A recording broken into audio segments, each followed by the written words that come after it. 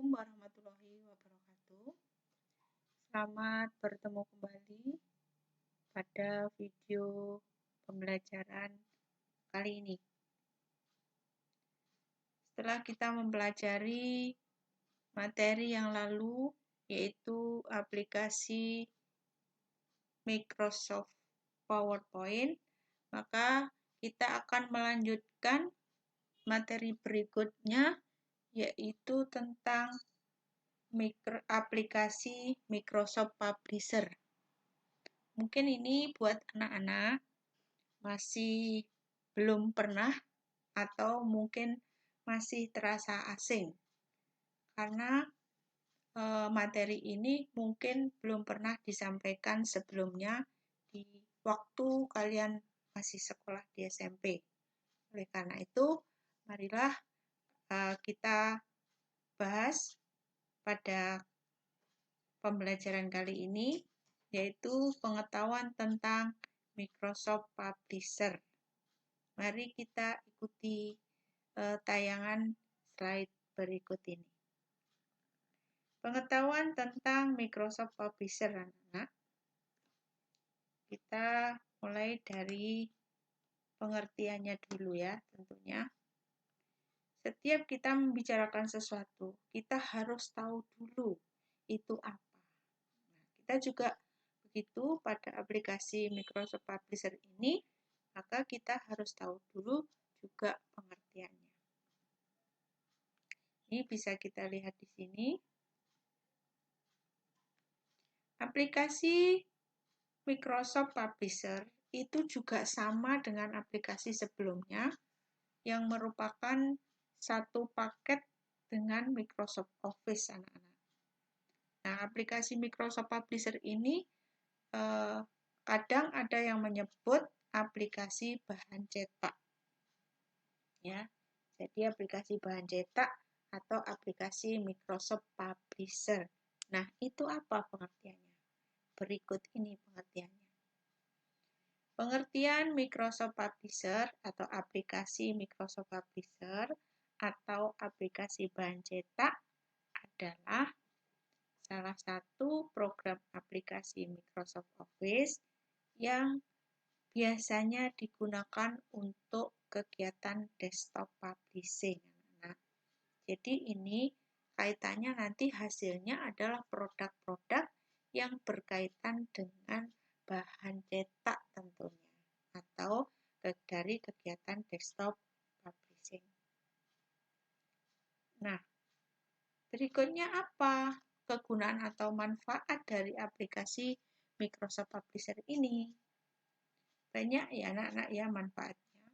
Kalau lihat ini gambarnya, di situ kalian bisa melihat berbagai macam produk yang bisa dihasilkan dari aplikasi Microsoft Publisher.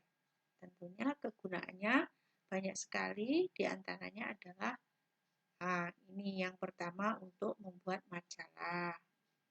Kemudian juga bisa untuk membuat kalender. Kalender ini bisa kalender yang ukuran besar, ukuran kertas A3, atau bisa juga kalender yang biasanya digunakan untuk kalender meja juga bisa. Juga untuk membuat mading.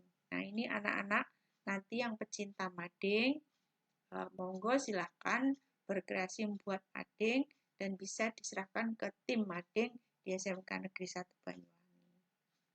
Selain mading juga untuk membuat kartu ucapan. Barangkali di antara kalian nanti ada yang ulang tahun atau mendapatkan kejuaraan, maka kalian bisa menggunakan kartu ucapan baik dalam bentuk hard copy maupun soft copy. Manfaat berikutnya adalah untuk membuat brosur. Anak-anak, kalau setiap awal tahun pelajaran baru, kalian pasti sering melihat banyak berbagai macam brosur yang disebarkan oleh sekolah-sekolah. Begitu juga di sekolah kita juga sering membuat brosur pada saat masa pendaftaran peserta didik baru. Kemudian juga bisa digunakan untuk membuat banner.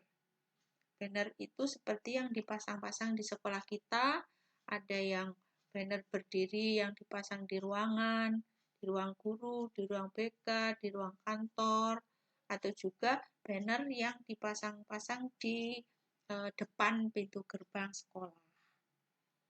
Kemudian juga untuk membuat iklan anak-anak, mungkin dari kalian sudah banyak yang menekuni bidang usaha tertentu. Misalnya jualan online atau buka usaha di rumah, kuliner atau mungkin produk kecantikan atau produk pakaian. Nah, atau juga pernak-pernik aksesoris dan sebagainya. Nah, maka kalian nanti bisa membuat iklan ya. Membuat iklan kemudian disebarkan baik melalui brosur melalui iklan cetak maupun bisa juga dengan melalui media sosial atau medsos. Bisa juga digunakan untuk membuat kartu undangan. Nah, nanti yang mau ulang tahun nih, yang mau 16 tahun, mau 17 tahun, atau mau 18 tahun, atau yang mau ulang tahun. Nah, nanti silakan merancang dan membuat desain kartu undangan yang akan kalian sampaikan kepada teman-teman yang akan diundang. Berikutnya adalah untuk membuat piagam atau sertifikat. Biasanya ini kalian atau murid-murid yang biasa mengikuti kompetisi, misalnya baca puisi, kemudian talent kontes, kemudian juga yang olahraga, yang seni, yang menari, dan sebagainya. Biasanya kalau mendapatkan kejuaraan, pasti mendapatkan piagam atau sertifikat. Nah, nanti kalian juga bisa membuat desain sertifikat dengan menggunakan aplikasi Publisher. Berikutnya adalah untuk membuat poster anak-anak. Ini kalau mau pentas seni. Sekolah kita dulu sebelum masa pandemi sering mengadakan event-event yang diselenggarakan oleh siswa dalam rangka untuk merayakan event-event tertentu ataupun untuk menggali potensi para siswa. Jadi membuat poster, kemudian nanti dipasang di tempat-tempat umum. Nah, bisa juga digunakan untuk membuat daftar menu makanan anak-anak. Ini bagi yang mungkin sudah membuka usaha kuliner di rumah, misalnya punya bakat memasak, kemudian untuk memasarkan, kemudian di meja-mejanya itu dikasih daftar menu makanan. Kemudian bisa digunakan juga untuk membuat karya desktop publishing yang lainnya dan lain-lain sebagainya. Masih banyak hal-hal yang atau produk-produk yang bisa diciptakan dengan menggunakan aplikasi Microsoft Publisher ini. Jadi anak-anak nanti tugasnya adalah membuat desainnya dulu dalam bentuk soft copy di komputer, terus nanti kalian cetak menjadi produk yang sesungguhnya. Tentunya pasti nanti akan dibimbing. Mudah-mudahan pandemi ini cepat selesai sehingga kalian bisa masuk tatap muka sehingga bisa menghasilkan produk-produk bahan cetak ini. Kita lanjutkan anak-anak. Berikutnya adalah apa sih keunggulan atau kelebihan dari Microsoft Publisher ini? Apa hebatnya atau apa kelebihan-kelebihan yang dimiliki? Nah, yang pertama dapat membuat karya desktop publishing dengan mudah. Jadi bagi kalian yang nantinya sudah familiar dengan software, familiar dengan komputer, familiar dengan internet, maka bisa membuat karya-karya seperti yang sudah dijelaskan di depan tadi. Kemudian kelebihannya juga tersedia dalam berbagai macam template. Template itu merupakan desain yang sudah tersedia di dalam aplikasi Microsoft Publisher. Jadi berbagai macam ragam template nanti bisa kalian pilih. Kemudian tersedia berbagai macam efek untuk mengedit gambar. Di situ di dalam aplikasi itu juga sudah ada berbagai macam efek ya untuk membuat gambar-gambar, untuk membuat warna, mengubah warna, untuk membuat format, dan sebagainya. Kelebihan yang berikutnya adalah karya dapat dicetak dan disimpan ke berbagai format. Jadi hasil karya itu anak-anak bisa disimpan selain di aplikasi Microsoft Publisher sendiri, juga bisa disimpan dalam format PDF atau yang lainnya. Kemudian karya dapat dikirim lewat email atau dikonvert menjadi HTML. Ini jika nanti kalian akan membuat e-book. Ini bisa juga nanti dikonvert menjadi HTML. Berikutnya, kelebihannya adalah karya yang dibuat dapat langsung disimpan di online storage dan dapat diakses kapan saja, di mana saja. Jadi misalnya, karya yang sudah kalian buat itu juga bisa disimpan misalnya di Google Drive atau alat penyimpan yang lainnya. Kita lanjutkan lagi, yaitu tentang cara membuat karya dengan aplikasi Microsoft Publisher. Nah, ada beberapa alternatif. Yang pertama, Start. Kemudian pilih All Program, terus pilih Microsoft Office, dan kemudian klik Microsoft Publisher. Atau dengan cara yang kedua, klik Start, kemudian ditulis Search, kemudian setelah itu ditulis Microsoft Publisher dan klik Microsoft Publisher. Atau bisa juga, jika di tampilan desktop tersedia shortcut dari Microsoft Publisher, maka secara simpelnya klik langsung aja Microsoft Publisher. Maka dengan demikian akan segera terbuka. Kemudian setelah itu akan muncul tampilan Publisher dan klik menu Built-in. Di mana di menu Built-in itu sudah tersedia berbagai macam produk seperti yang sudah disebutkan tadi, ada iklan atau advertisement, ada kartu nama name card, ada brosur, ada menu, dan sebagainya. Nah, itu bisa dipilih salah satu. Misalnya mau buat brosur, maka klik brosur. Setelah muncul tampilan dari produk yang kita pilih, kemudian pilih desain template-nya. Jadi di situ setelah kita pilih produknya, misalnya kita pilih klik iklan, maka di situ sudah disediakan berbagai macam desain template iklan. Begitu juga kalau iklan atau brosur juga gitu. Sudah ada, sertifikat juga gitu. Di situ sudah ada desain-desain template dari sertifikat. Jadi kita tinggal pilih salah satu mana yang dipilih, yang diinginkan, yang digandaki. Kemudian setelah itu lakukan editing dari desain template yang sudah Anda pilih tadi sesuai dengan kebutuhan dengan kreativitas Anda masing-masing dengan menggunakan tools yang sudah tersedia.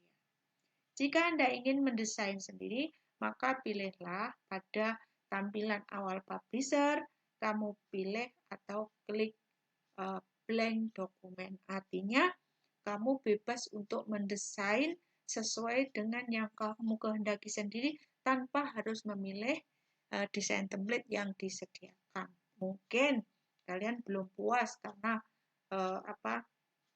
modelnya tidak kalian sukai. Selanjutnya adalah apa hambatannya? Hambatan-hambatan apa yang kadang-kadang muncul pada saat kita mengoperasikan aplikasi Microsoft Publisher? Kita itu sering mengalami kendala anak-anak ya. Semua jenis pekerjaan yang dikerjakan di perangkat elektronik dengan peralatan hardware maupun software, kadang-kadang kita sering menjumpai hambatan-hambatan atau kendala-kendala. Nah, di antaranya adalah ini cukup ribet jika baru mempelajari program Publisher. Memang bagi pengguna komputer yang belum pernah melihat sebelumnya, maka akan merasa ribet atau rumit. Karena kenapa? Karena membutuhkan kejelian untuk bisa membuat bahan cetak dengan menggunakan program publisher. Itu diantaranya. Di samping itu, kita harus lebih mempelajari lebih dulu dalam program publisher ini jika ingin mudah mengoperasikannya. Jadi kita harus pelajari dulu, kita mengenali tool-toolsnya dulu, kita mengenali icon-iconnya dulu, kemudian juga menghafalkan letak-letak dari tool dan icon tersebut. Ini kadang-kadang bagi yang belum pernah, terasa rumit, terasa ribet, terasa jelimet begitu anak-anak. Kita lanjutkan, selanjutnya adalah solusinya. Nah, apa solusinya jika kita menemukan kendala-kendala atau hambatan-hambatan tadi yang bersifat teknis, maka diantaranya adalah bisa melakukan ini. Harus belajar dengan bantuan atau bimbingan orang lain yang lebih pintar atau sudah memahami aplikasi Microsoft Publisher. Jadi bisa minta diajari sebelumnya, minta diberikan petunjuk-petunjuknya, langkah-langkah. Tentunya langkah-langkah itu anak-anak yang pertama, SOP, Standar Operational Prosedur, itu penting. Jadi kalian harus pelajari dulu langkah demi langkah. Kemudian yang kedua, jika ada kejanggalan atau tidak bisa dioperasikan, maka bawalah ke counter service laptop atau tab atau laptop atau komputer agar dapat diketahui masalah pada aplikasi atau pada laptop tersebut.